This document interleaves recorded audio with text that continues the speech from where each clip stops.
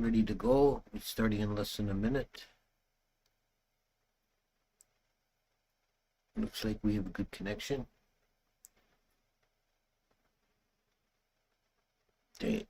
Namo tassa bhagavato arahato sama sambuddhassa. Namo tassa bhagavato arahato sama sambuddhassa. Namo tassa bhagavato arahato sama sambuddhassa. Okay, welcome everyone. Continue on with this long series on Vissudhimagga. And we're starting in a new section of the book today. We're doing chapter 18, which itself it's a fairly short chapter, but it opens a series of chapters now that are closely following the stages of insight. I discussed this in one of the earlier streams. I'll go over it a bit now. The Vissudhimagga, the path of purification, is a highly structured work, and the overall framework of the book follows the system of the stages of insight, of which there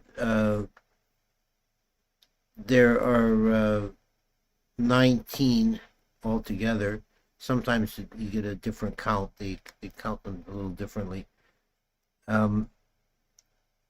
This is originally based on Majjhima Nikaya 24, the Relay Coach Sutta, which is very, like many of the suttas, it's very brief and concise, and it lists 7 purifications, and then this has been expanded by the commentaries into 19 stages of insight by subdividing some of the purifications.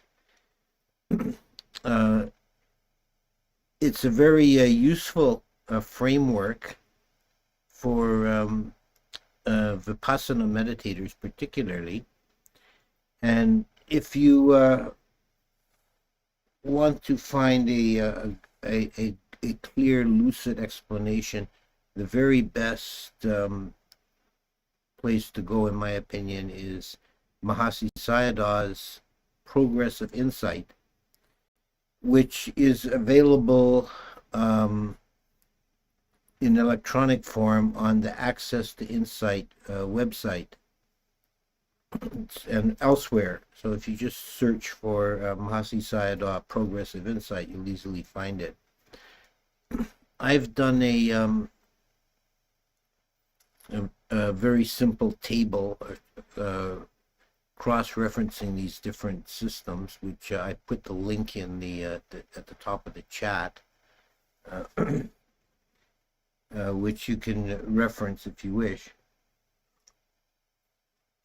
What we've dealt with so far has been the first 2 purifications, which are not sometimes, this is why the count sometimes varies, because sometimes these are not counted as part of the series because they're not insight, they're preliminaries in a way. The first one is a virtue, correcting your sila, and the second one is samadhi, developing meditations like anapanasati. And several chapters in the Vissudhimagga deal with these, which include the 40 meditations. Then the Vissudhimagga had a few chapters that we've just finished that are kind of an intermission, where they're dealing with various abstract technical issues like the dependent origination that don't fit into the scheme of the stages of insight. I think the reason Buddhaghosa did this is that one of his intentions with this book seems to have been that it would be a 1-volume précis, or even a encyclopedia of the Theravada teachings. So he wanted it to be very complete, and so he included a few chapters of material that are important but don't fit neatly into the scheme of the stages of insight. So that out of the way, let's look at this current chapter, which is titled Purification of View, subtitle Discerning Mentality and Materiality, in other words, body and mind. The treatment Buddhaghosa gives of this material can be rather daunting. He makes it much more complicated than it probably needs to be. In his description of materiality, that is body, he goes into various ways of analyzing body, and there's a lot of mention of without sufficient explanation, I would say, of strange terms: octad, ennead, and decad. That means groups of 8, 9, or 10. This is referencing an Abhidhamma analysis of physical matter, particularly in a living organism, a body of a human being. There are the 4 great elements, and then there are various, which are called the primaries, and then there are various secondaries that group together with them, various qualities like flavor, odor,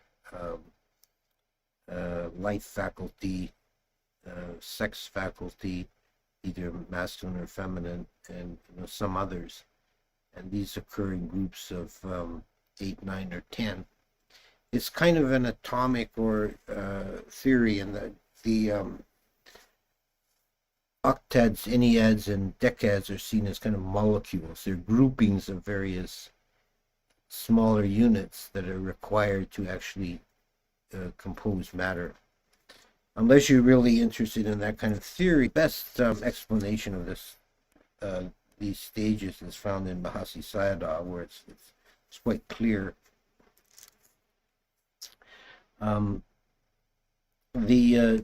To get to the main point of the material, the important thing in this stage is that the meditator, observing the body, particularly a bodily process like the breathing, discerns the difference between the body, the bodily process, and on the other hand, the mind knowing the body.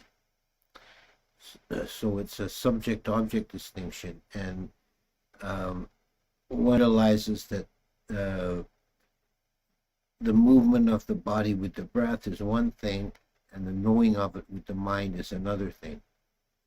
And this becomes clear at this stage, a distinction between mind and body.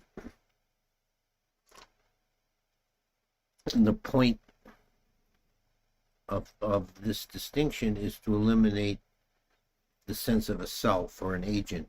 There is only these things, these two things, the known and the knower. There's no third besides. One phrase somewhere in Mahasi Sayadaw puts it, the meditator comes to realize there is just the object and the mind lighting upon the object, and no third besides, third meaning a self. So this is an important stage in the meditation. Now, to get back to Buddhaghosa's treatment, as I said, he gets very much into the weeds of these different definitions of materiality, and then dealing with mind, mentality. He references in some detail the different types of consciousness that are discussed in chapter 14 on the aggregates, and he uses that the translator, Yanamoli, for reference. He uses the number system that we discussed, that each of these 89 types of consciousness is given a reference number. So it makes it kind of easy to refer back from one chapter to another.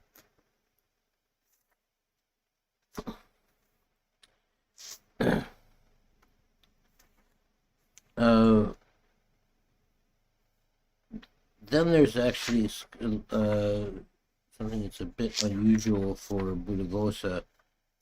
He's got beginning with paragraph 15, he's got a few paragraphs on practical and meditation advice. It says, if the immaterial fails to become evident, the meditator might be clear about the body. It sees the process of breathing, for example, but is not clear about the knowing. And he gives some examples. Just as when a man with eyes looks for his reflection of his face in a dirty looking glass, but sees no reflection, he does not throw the glass away, but he polishes it again and again until the reflection becomes clear. So the general advice is that the meditator should not give up easily, but just keep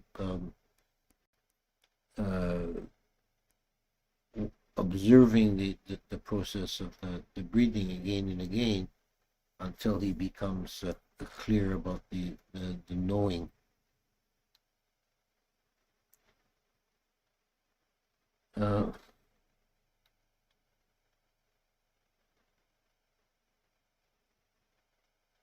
And then he goes on to various different ways in which one can realize the nature of mind. And he distinguishes, three ways of looking that at the problem that will make the mind evident. Contact, that's passa. This is the action referenced in the dependent origination, when consciousness three things are in play. There's the sense organ, consciousness, and the object, and the three of these coming together is contact. And this process might become clear, and this is a way of understanding the mind. Or Vedana, which is feeling. As one of the Satipatthanas is Vedanusati, mindfulness directed towards the feelings. And if one is aware of painful feeling, pleasant feeling, neutral feeling, then this is an immaterial aggregate, and it leads into seeing the whole immaterial nature of mind. And the third one is through consciousness itself. And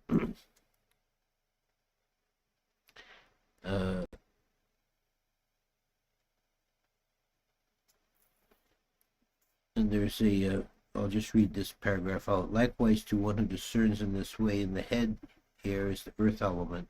It's a characteristic of hardness. In the in-breaths and out-breaths, it is the earth element that is the characteristic of hardness. The consciousness that cognizes the object becomes evident as the consciousness aggregate, and the associated contact and volition formations aggregate. So basically, this is this third way of looking is really cutting to the core. It's getting to the root of the issue. One becomes aware, first of all, of the physical process, and then becomes aware that the breathing itself, or the whatever the physical aspect of body one's looking at, does not have any in itself any consciousness, but it's a separate thing. Consciousness being aware of that. I see in the chat somebody says there's no sound. Is that generally the case? I hope that I've just been talking into the ether.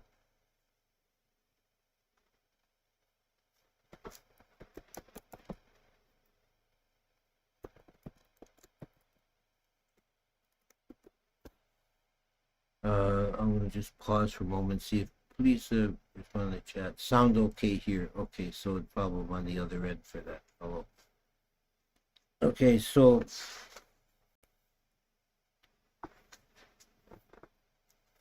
okay, I'm getting some more feedback, so we'll just keep going. As I said, this is a fairly short chapter, and the beginning in paragraph 24, he discusses that point that's actually the central value of this insight into discerning between mind and body, is that one realizes there's no self. And he references the simile of the chariot. You know, this is from the Malinda Panya, when King Malinda asked Nagasena, the monk Nagasena, for a simile as to how there is no such thing as self. Nagasena says that you came here in a chariot. If we were to take the chariot apart, you know, here's the axle, here's the wheels, etc. Can you show me in this the essence of chariot? No, there's no such thing. You know, the name chariot is just a designation, a common usage when these parts are put together. So it is with a being, a person, a king or a monk or whoever. They only have this name and designation when the aggregates are assembled in such a way.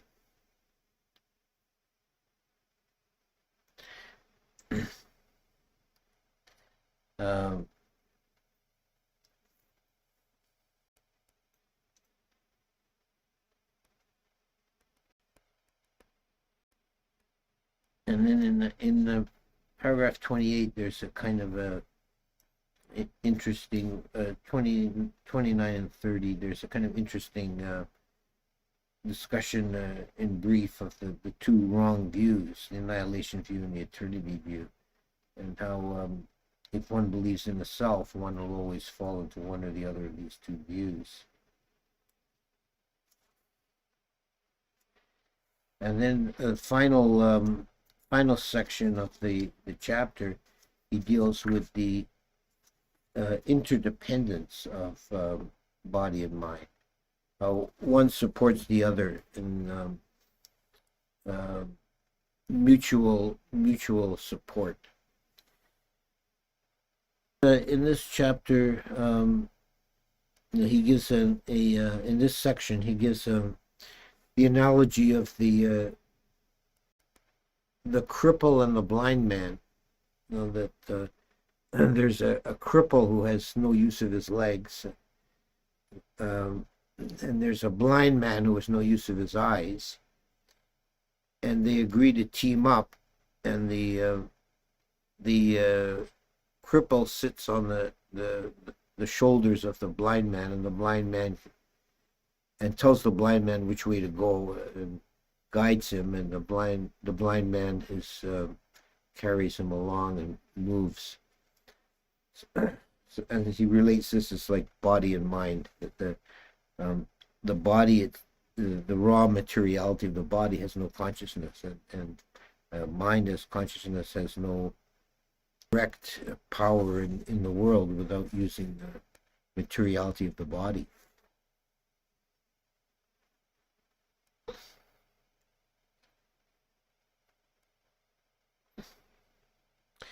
I'm not finding it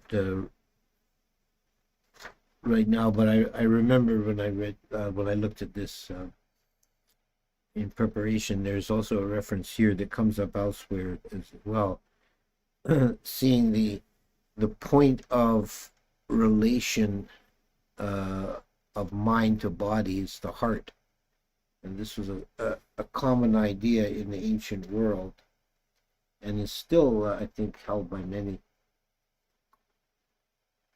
Most of us moderns tend to think if there's a point of special contact between body and mind, it's the brain, but in the ancient world it was thought to be the heart.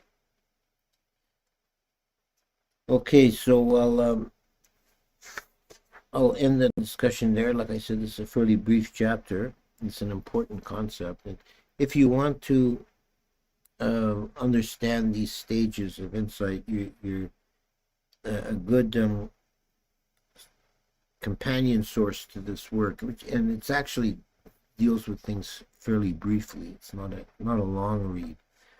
Is Mahasi Sayadaw's Progressive Insight. It's a very excellent book.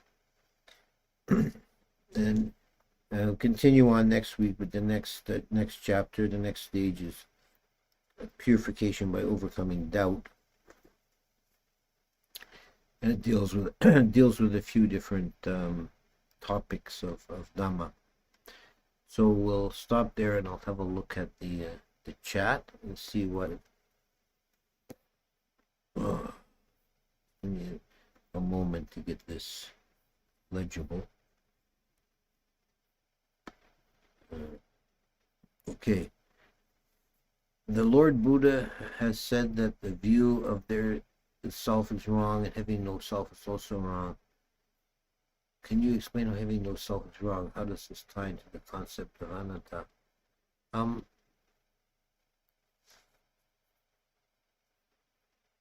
I don't think the Buddha said that the view of no self is wrong. I'm trying to remember. There is a sutta where it could possibly be interpreted that way, but it's not.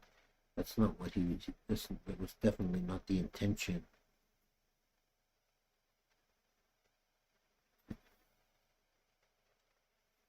Next question, Bhante. In Buddhist cosmology, there is a realm of being mind only without physicality. Yes. If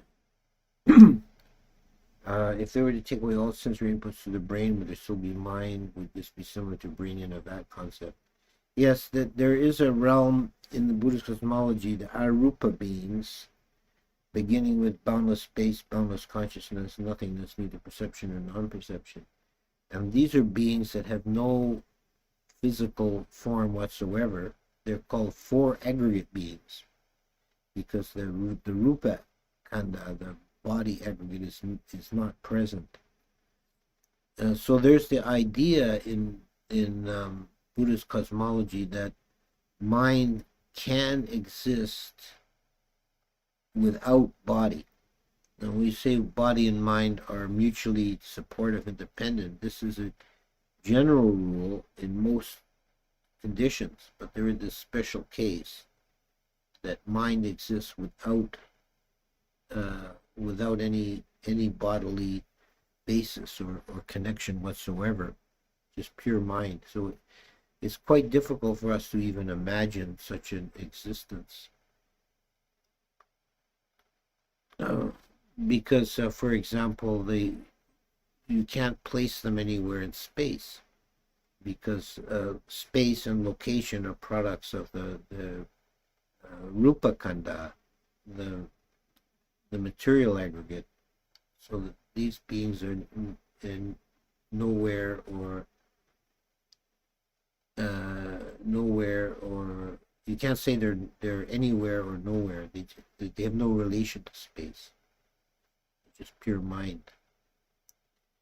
So they wouldn't have any sensory input other than the mindsets.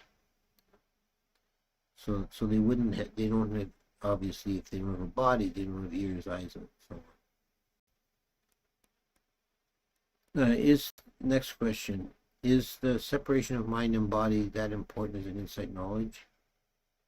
Is it for the deconstruction of self to show the separation? Are there other sections of the Vissudhimagga other than the jhanas that disagree with the suttas? Okay, that's two separate questions. Yeah, the separation of mind and body is important as an insight knowledge. Yeah, that's the point of this stage of insight, which is a relatively early stage in the process. One becomes aware of the difference between the breathing and, for example, if that's the object, the difference between the breathing and the knowing of the breathing. They're two separate things. And then this leads to a nullification of the self concept because it's seen as not needed. There's the breathing and there's the knowing of the breathing. There's no third thing going on. Are there other sections of Vissudhimagga than the jhanas that disagree with the suttas? There are probably some small disagreements here and there. I can't think offhand of any major doctrinal difference. Okay, and now this one's referencing back about the self question. It's in the Patipada Sutta. Okay, I don't remember that one as well, but I don't want to comment on it at the moment. If one can get into first jhana regularly through anapanasati, is there a point in doing the other meditation objects, such as a subha or four elements, or is anapanasati is the goal of stream entry? No, anapanasati would be sufficient, but you might take up those other elements for specific purposes. For a subha, if you experience a lot of sensual desire, you pick up some subha meditation to quiet that down. But certainly there's no, if you can access jhana in anapanasati, there's no reason to change practice.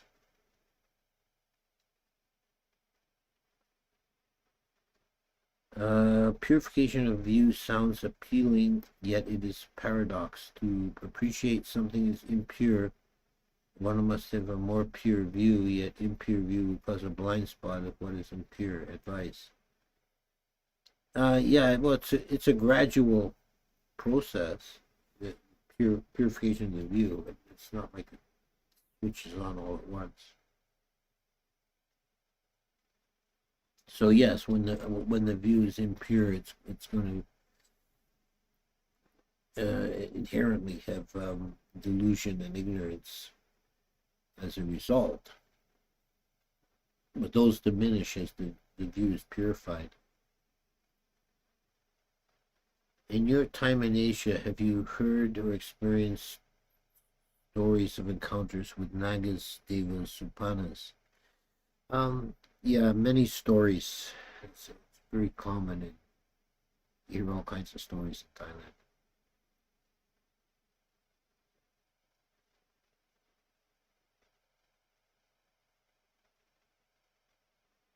Okay, a long one over several comments is referencing the story of the man who spoke to the Buddha.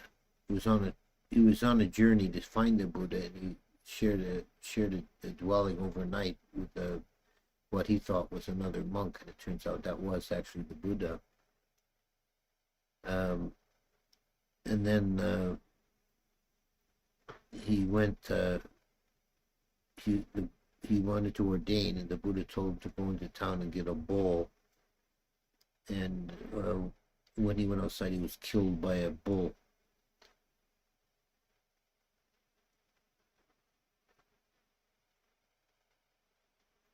Can you give me tips on which sutta I can read this story? I don't recall the source of that.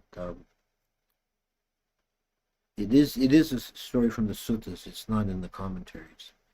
I believe it's in the Majjhima Nikaya, but I'm not sure. I don't recall. Okay. Let's see.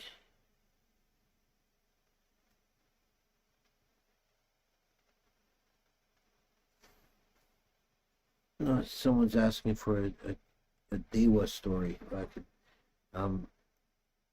there's a kind of a one I like in Ajahn Mun's biography. It talks about a Thai monk, who made a pilgrimage to India. He crossed through Burma, and he was in the uninhabited forest, and he'd been a few days without food, and he was feeling weak and tired. and he sat down someplace to rest, and a man appeared coming around from behind a tree, carrying a dish of food, and the man was dressed in the clothing of a Burmese nobleman from 300 years before. And he brought this tray of food and offered it to the monk. Then he went back behind the tree and was never seen again.